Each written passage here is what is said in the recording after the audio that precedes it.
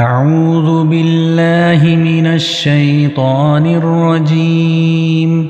بسم الله الرحمن الرحيم.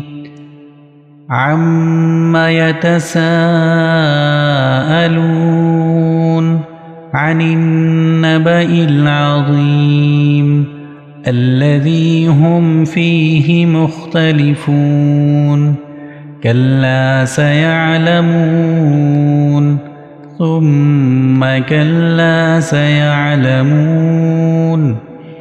ألم نجعل الأرض مهادا والجبال أوتادا وخلقناكم أزواجا وجعلنا نومكم سباتا وجعلنا الليل لباسا وجعلنا النهار معاشا وبنينا فوقكم سبعا شدادا وجعلنا سراجا وهاجا وأنزلنا من المعصرات ماء ثجاجا لنخرج به حبا ونباتا وجنات ألفافا.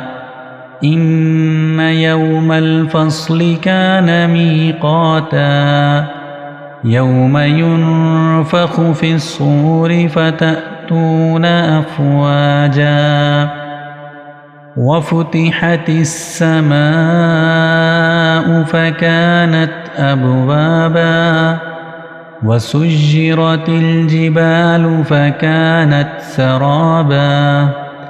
إن جهنم كانت مرصادا للطاغين مآبا لابثين فيها أحقابا لا يذوقون فيها بردا ولا شرابا إلا حميما وغساقا جزاء وفاقا. إنهم كانوا لا يرجون حسابا وكذبوا بآياتنا كذابا وكل شيء أحصيناه كتابا فذوقوا فلن نزيدكم إلا عذابا. إن للمتقين مفازا حدائق وأعنابا وكواعب أترابا وكأسا دهاقا لا يسمعون فيها لغوا ولا كذابا جزاء من ربك عطاء حسابا. رب السماوات والأرض وما بينهما الرحمن لا يملكون منه خطابا. يوم يقوم الروح والملائكة صفا لا يتكلمون إلا من أذن له الرحمن وقال صوابا.